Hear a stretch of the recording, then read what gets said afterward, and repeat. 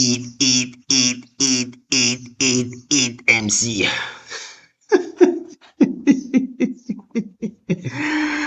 Ah, les bifs, les bifs, les bifs, les bifs, les bifs. Les bifs. Ah, El Kouji et Cannibus. Ça, ce bif-là, comme je vous l'ai dit, hein, les bifs dans le hip-hop, hein, ça commence toujours pour des trucs que tu ne comprends même pas comment ça arrivait là pour que les gars commencent à faire des joutes verbales comme ça. Bon, pour ceux qui ne savent pas, le gars qui est à droite là, parce que le gars à gauche, elle écoute, je pense que même si tu es un peu jeune, tu sais un peu, tu as déjà entendu parler de qui c'est. Mais le gars à droite, je sais qu'il est tellement même les gens de ma génération ne savent même pas qui c'est. Mais les vrais connaisseurs de hip-hop, ceux qui ont suivi le hip-hop à fond, ce nom-là ne vous dira quelque chose. Cannibus, il y a une époque, le gars à droite là que vous voyez là, c'était le grand espoir du hip-hop un peu. Je pense notamment à la fin des années 90. Quand il venait et tout, tout le monde l'appelait un peu. Vous voyez un peu les mecs un peu comme Lupe Fiasco, je dirais même Kendrick Lamar, un peu le style là, le lyrical miracle un peu qu'on a dit là. Bah, Cannibus, c'était un peu ça. Cannibus, c'est un lyriciste de fou malade avec des métaphores que il faut que tu regardes 6 fois, 7 fois avant de comprendre même ce qu'il a dit. En termes de texte, de trucs. C'était un mec qu'on disait de next big thing à l'époque. Et le bif qui va l'opposer à la légende, qui était déjà une légende à l'époque, qui était LL Cool J, est un bif, mais d'une, qui est pas d'un délit tellement puéril, qui n'a aucun sens. Aucun sens. Et le fautif, c'est LL Cool J.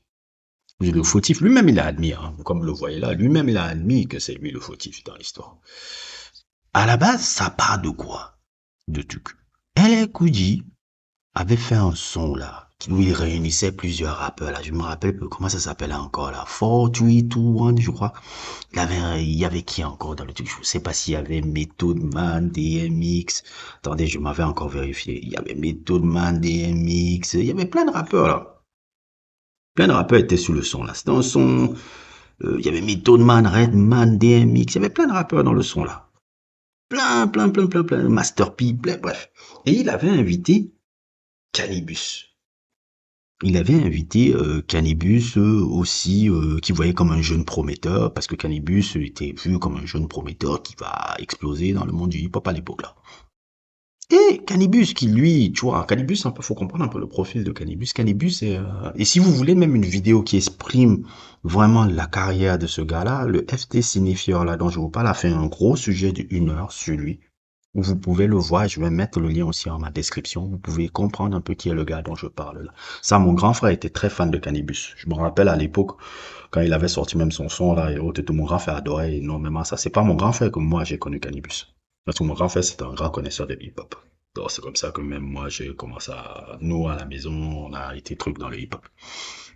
Bref, ils étaient en train d'enregistrer ce morceau. Et Cannibus, qui a un peu un profil nerd de geek, qui est un peu assez particulier, mais qui, lui, il était un peu le jeune qui est content d'être là. Il dit, mais je suis à côté de mes héros, Method Man, Redman, DMX, et je suis à côté de mon héros encore qui est LL Cool J. Vous savez, LL Cool J, il a un tatouage là, où il a un long micro là, sur le tatouage du bras gauche, je crois. Un long micro mic là.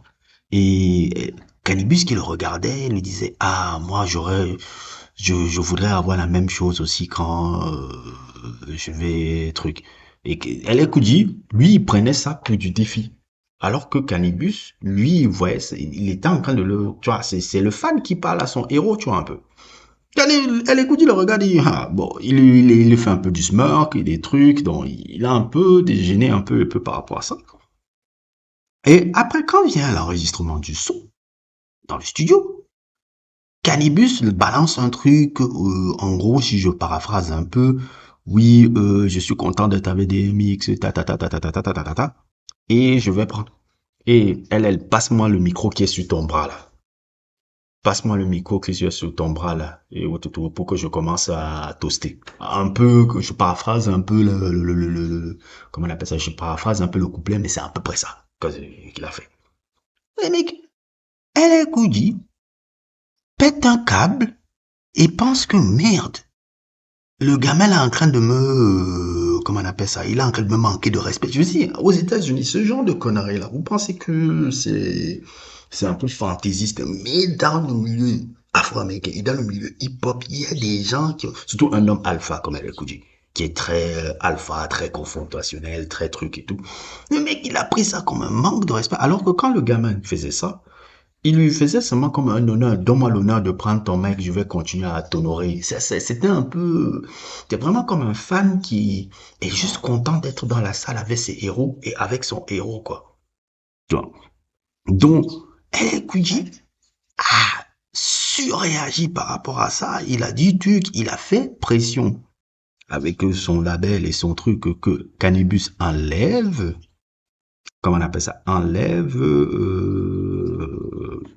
son verset là, où il parle de ça. Cannabis ne comprend pas trop la situation, enlève son verset et tout. Et non, il y a même un truc qui s'est passé parce que quand il a entendu ça, LL Cool J l'a dissé dans le son. Dans le son 432, il le dissait dans le son. Cannabis ne comprend pas pourquoi il le disse dans le son parce qu'il ne comprend pas pourquoi il y a cette animosité-là. Et après, LL Cool J fait pression avec les labels, avec son label, de lui dire il doit enlever son verset là où il a dit prends mon micro qui est sur mon bras là. Cannabis, alors qu'il ne comprend pas un peu comment il se passe, lui qui est un peu nouveau dans le game, il dit mais qu'est-ce que c'est tout ce bordel là? Il fait le truc, il enlève. Quand le son sort, quand le morceau sort, LL Cool J a laissé le verset là où il était en train de disser Cannabis. Cannabis voit alors ça, il dit que merde, ça c'est alors quoi ça?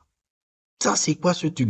Moi je ne manquais pas de respect au grand frère, je disais, je lui montrais tout mon amour que j'ai pour lui, je lui montrais tout mon truc. Lui maintenant il me demande non seulement d'enlever mon verset, et en plus il laisse son verset là où il est en train de me disser, le mec, il est parti, énervé. Il était en train de faire la promo de son album qu'il travaillait avec, je crois, avec Wycliffe, si je me trompe, si je me trompe pas, à l'époque. Et le mec, il sort son classe, ce qui reste encore son morceau ultimate par la communauté hip-hop que les gens connaissent vraiment, Second Air KO. Et Second Air KO, quand il est sorti, mais ça a été un tremblement de terre. On a dit, mais qui est ce jeune-là qui est en train de terroriser LL Cool J? C'est même de l'aveu de LL Cool J, quand il a vu ce truc-là, il a dit, oh, c'est la première fois, lui qui avait déjà fait il avait déjà eu une bataille avec Kool Moe plus jeune, quand il était truc et tout. Il a dit, ça, c'est le premier gars qui m'a vraiment éduqué. Parce que, en termes de lyrics, en termes de trucs, Cannabis, c'était un monstre. C'était un monstre.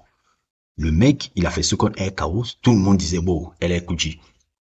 Elle est Kouji. C'est la première fois qu'on voit quelqu'un qui arrive à mettre à terre comme ça, elle est Kouji comme ça.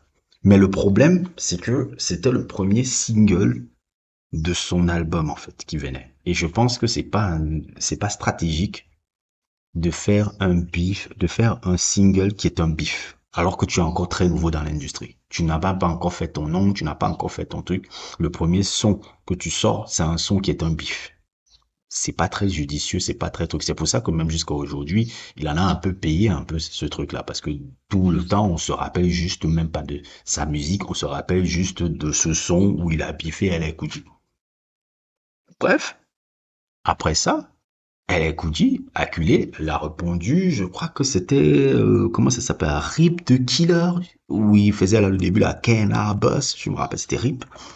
C'était Jack the Ripper, je sais plus comment ça s'appelait le son, là. Il faut que je me rappelle un peu. Non, pas, oui, je crois que c'était, comment ça s'appelait le son, là? Cannabis Beef. Attendez, je vais revenir sur ça pour ne pas raconter n'importe quoi. Cannabis Beef, song. Je sais plus s'il s'appelait, comment il s'appelait le son, Cannabis Beef. Bon, bref, je vais le mettre en, comment on appelle ça? Je vais le mettre en post-prod.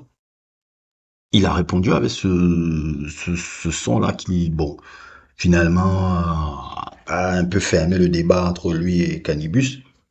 Et après, avec justement ce bif-là qu'il y a eu, cette altercation un peu verbale et tout, elle est Kouji avec ses pressions et son entourage.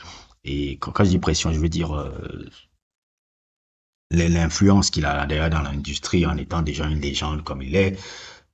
Plus personne n'a voulu travailler avec Cannibus, plus personne n'a le truc, ce qui fait que Cannibus est devenu justement un rappeur indépendant pendant très longtemps et jusqu'à aujourd'hui, il est resté un rappeur indépendant. Donc, ça a un peu terminé la carrière de Cannibus, ce truc-là. Mais là maintenant, ils se sont réconciliés. El Koudia a avoué plusieurs fois que c'est lui qui a été un peu fautif dans cette situation-là avec le gars parce qu'il a mal pris quelque chose qui était un compliment. Je pense que c'est le seul truc que je reproche à El Kouji par rapport à sa carrière et sa carrière. Le seul truc que je trouve que là, vous l'avez vu dans mon classement de hip-hop, j'aime beaucoup El Kouji, j'aime même humainement. Bon, je dis pas que je connais l'homme, mais l'homme que je perçois voir chez El Kouji me plaît, dont, même si on le connaît vraiment pas les gens. Mais c'est le seul truc que je le reproche un peu dans sa carrière. Mais le reste, voilà quoi.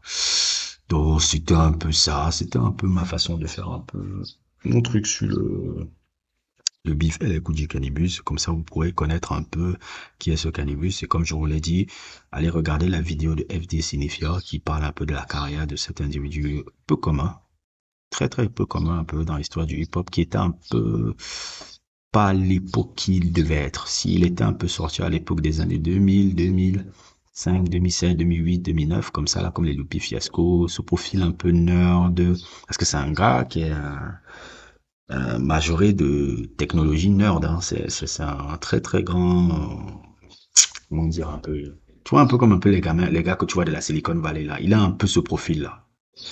En tout cas, c'est bien expliqué dans le truc de FD Signifier qui peut mieux l'expliquer que vous.